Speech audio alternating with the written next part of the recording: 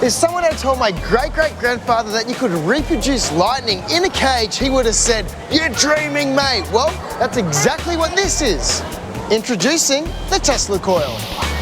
This is just like lightning, but the way they make it here is it goes from a normal 240-volt power point up into the Tesla Coil, and then it turns into 3.5 million volts. Kind of like when you turn a hose on and you put your thumb over the end of the hose and it sprays the water even further.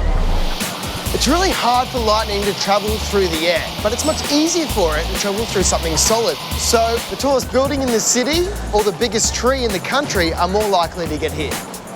You can see the lightning coming out of the coil, and as you see it go across and hit the fingertip of the statue, that's the lightning finding its fastest way to the ground. And that's how you make lightning in a lab.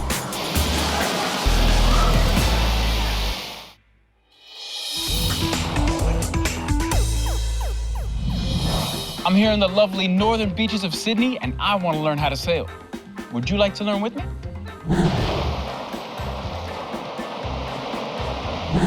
Step 1, find a boat. Dunsky. Step 2, get a life vest, some sailing gloves, some good grip shoes, and some water gear. Step 3, understand the parts of a sailing boat. Step 4, find the head of the Australian sailing Olympic team and multi-award winning sailor and get him to teach you how to sail. Come on. Ian Murray, my man, thanks for having me on board with your beautiful family. Well, welcome aboard. Beautiful sunny day. Absolutely. Lovely wind. Let's go sailing. Let's do that.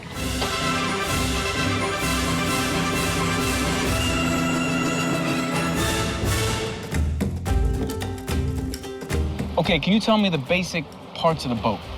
The body of the boat is called the hull, and then we have the mast and the boom, and underneath is the keel and the rudder is attached to the steering wheel or the tiller. And then, of course, we have the power, which is the sails, the mainsail, the jib, the spinnakers, the colourful sails, and then all the ropes and winches is the equipment to make it all work. Okay, so what do we do to go from standing still to sailing through the ocean? Well, the first thing we did was we pulled the sails up and created our engine to allow us to sail, and then we came out from the moorings and found the wind, and now we're sailing across the wind in beautiful northeasterly breeze. How important is wind? It sounds like it's the acceleration and the brake. Oh, wind is everything in a sailboat. Wind is it's the fuel for our motor, and without the fuel, it's very hard to generate the power and the lift and drags to actually make the boat sail. So we need wind. We absolutely need wind. So what's lift and drag? So the lift is the power that's generated through the sails, and it's the wind flowing around the sail in a high pressure and low pressure. In drag, we have the hull and the keel and the water we've got to move out of the way, but the power and the lift comes from the wind and the sails. So how do you find the wind? Finding the wind is the key to success in sailing. We look out here and we try to determine where there's more wind and whether the wind is left or whether the wind is right. And then we try to use that so that we sail the shortest possible course we can.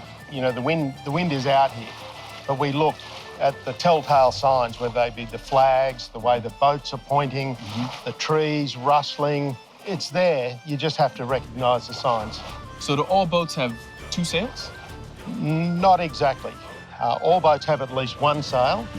It's a range between one sail and many, many sails, maybe up to a dozen sails on a yacht. Okay, easy question. How do you speed up and slow down? If you want to speed up, generally you put up more sails and you sail in more wind. If you want to slow down or bring the boat to a stop, you let the sails flap or you pull them down and reduce the amount of sail area. Okay, final question. What's some sailing terminology for let's get this party started? Generally comes at the start of the race and it's sheeted on, let's go. Sheeted on, let's go. Sun showers, that weird and wonderful weather phenomenon where the sun is shining while it's raining.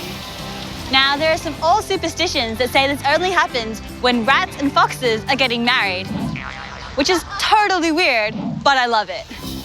The best time to see sun showers is during mid-morning or mid-afternoon when the sun is low and can peek out through underneath the clouds. You're unlikely to see them when the sun is overhead because they'll be blocked by the clouds.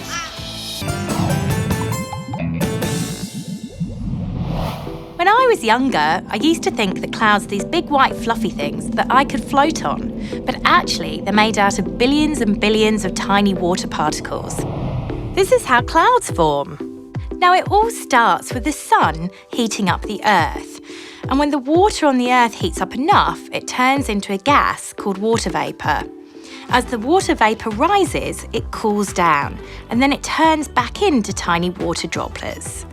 The water droplets find tiny particles in the air, like dust, to stick to. And when you get billions of these water droplets all together, they make a cloud. When each dust particle gets too heavy with water vapour, it falls as rain. Unfortunately, I can't go and see what's happening up there for myself. Instead, though, I can make a mini version in a jar. First of all, I've got to create some warm air. So I've put about 10 centimetres of boiling water into this large jar.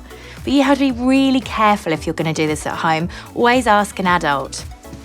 And use an oven glove for safety. So you can see the water clearly, I'm going to add a few drops of pink food colouring to it. Just give it a mix around. Flip the lid around and turn it upside down. And place some ice cubes on top of the lid. That's going to create the cooling air. We need to introduce some cloud condensation nuclei, so I'm using some dry shampoo. The dry shampoo is like dust. Spray this in, but be really quick to put the lid back down again.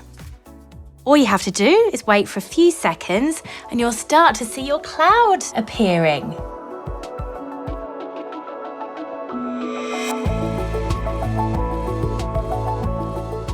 I'm going to use this torch so we can see the cloud a bit more clearly.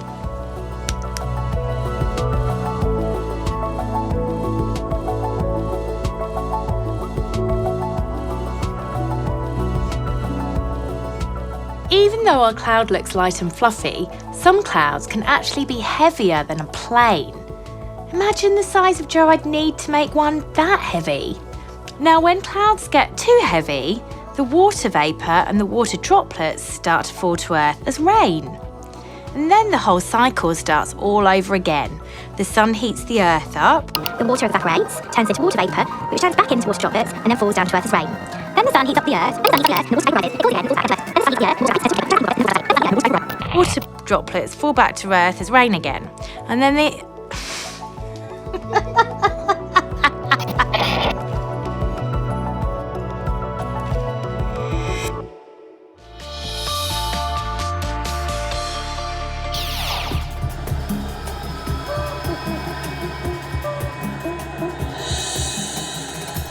Where does water come from?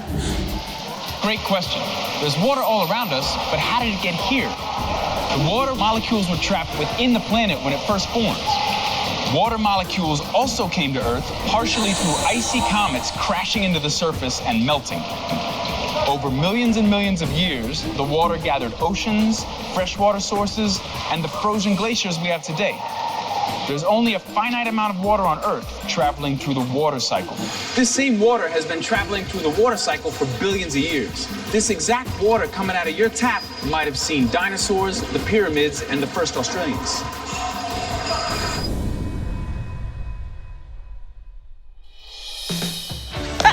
Check it out. Hailstones as big as this bouncy ball have been found all over the world and even in Australia. Actually, even bigger hailstones have been seen. Take out a ruler and measure 17 centimeters. That's huge. Can you imagine that falling on your head on the way to school? Ouch.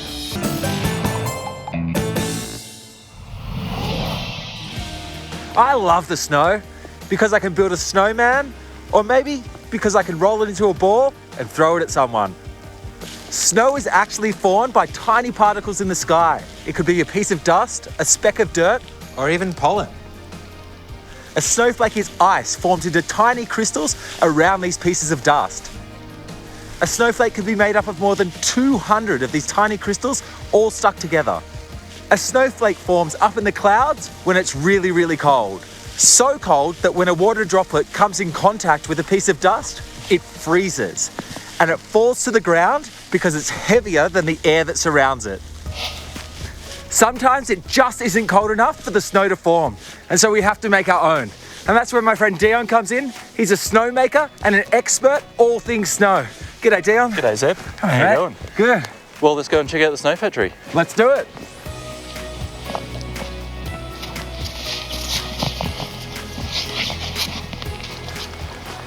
Thanks, mate. Come on in. Why would we need to make snow? Well, we want to put a product out there that we can use when nature doesn't provide. Is it similar to real snow? It's similar. It's all water, but it looks like small ball bearings. So how's the snow actually made? Well, we've got two types of snowmaking. We spray particles into the air. When they freeze, they fall to the ground. The colder it gets, the more water we pump into the air. And then with the snow factory snow, it's a shaved ice. Is it a similar process to how snow's really made when it falls from the sky? It's very close, yeah. And is there an advantage to man-made snow in certain events? Definitely. For any slope-style events, we can put the snow exactly where we want it. All right. Can you walk me through this awesome machinery? It looks really complicated. Basically, the ammonia gets pumped into our compressors. That gets then compressed down into a liquid. That goes up the top, gets cooled in the cooling tower. And then from there, the liquid, which is quite cold, about -23, gets pumped into our barrel freezers. Water trickles down the barrel freezers. By the time the water gets to the bottom, it's frozen. The blade comes around and breaks it all off.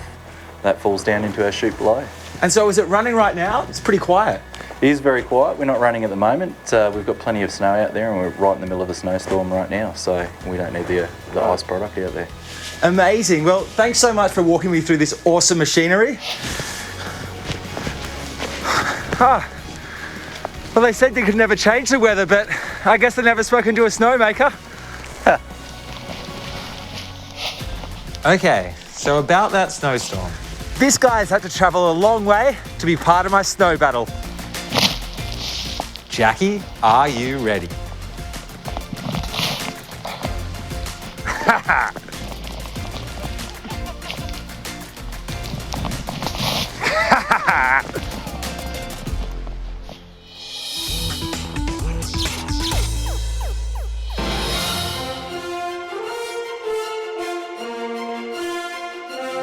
My name's Ian Murray and I'm a sailor.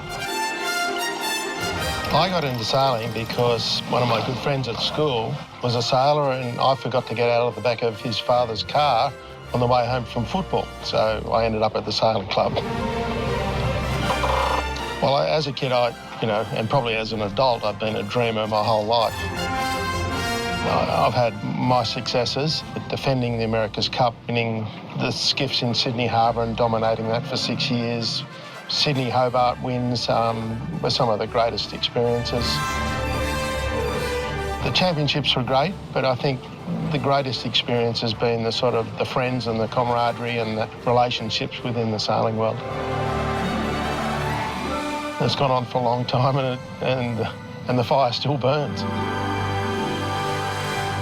My next birthday is 60, so I'm still out there. I won a state championships 2 weeks ago, and I think it's an important part for me to, if I want to stay in the sport, is to stay current and stay sort of literate in the trends and designs and materials and everything that's there.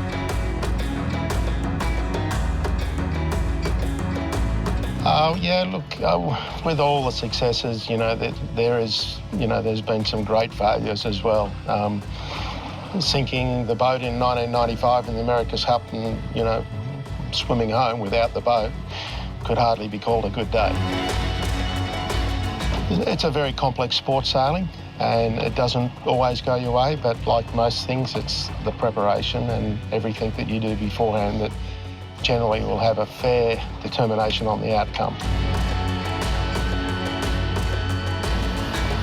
I've represented Australia many times at World Championships, Inter-Dominion Championships, Olympic Games, America's Cups, and they've all been sort of on the bucket list of things that you want to do.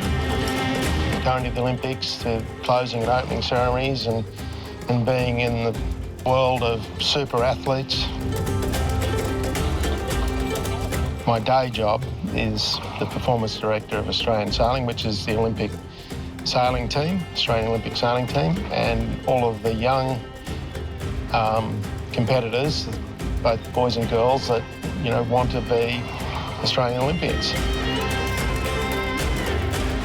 A sailor, to stay fit, a lot of it depends on the role they have on the boat. So I have to have strong abdomen, I have to have strong legs, and I have to have strong arms. But you also have to have a strong mind. Sailing is a technology sport, so the understanding of the equipment is paramount. Understanding the relationship between the sails and the way the mast bends and the tensions, the heel of the boat, the drag of the boat, the lift of the boat, they're all the science parts of the equation. So having an understanding of all that is, really useful in how you use those parts of the equation and getting the performance that you want. But the best part of sailing is the environment that we play our sport. You look out here and the sun and the wind and the variables, I think, and the fact that sailing is a sport for a lifetime, it can provide, I think, a lot of competition, a lot of pleasure, and a lot of fun for the people. It's largely a team sport. You as a team have to conquer the ocean and conquer your competitors. I think it's a very binding sport for a team. It's hard to get sick of being on the water, isn't it? Well, I think there's a lot of people out there that think that, sailing is a difficult sport. Pretty much every yacht club in Australia has an entry point to come to sailing and have a go. Come sailing, it's fun.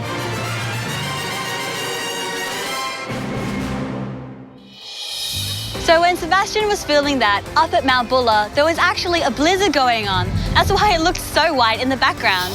Now, it was -12 degrees, and the crew could barely see a metre or so in front of their faces. Weather can be pretty powerful. It can blow over trees, it can make huge waves, and big enough storms can even affect the coral reef.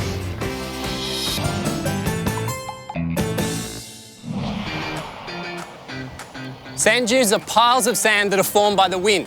They might look pretty lifeless, but they're actually very active. I've travelled here to Moreton Island, which is the 3rd largest sand island in the world, and it's home to some pretty big but wicked sand dunes. Whew.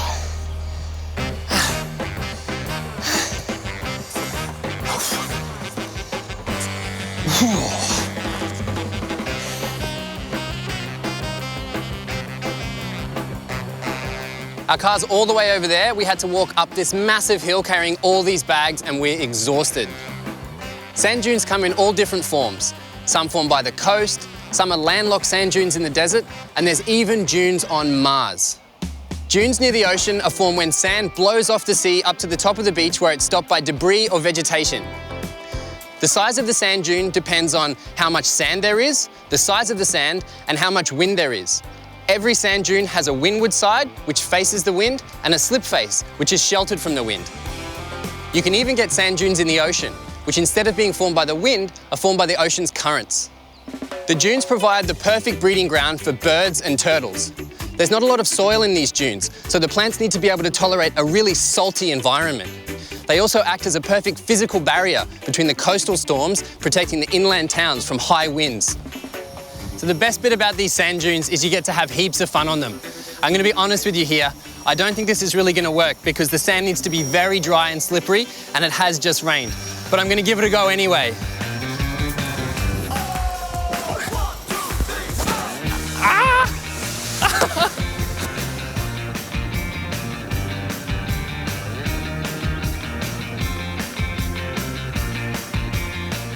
Oh well, I guess that didn't work. Gonna have to roll down now.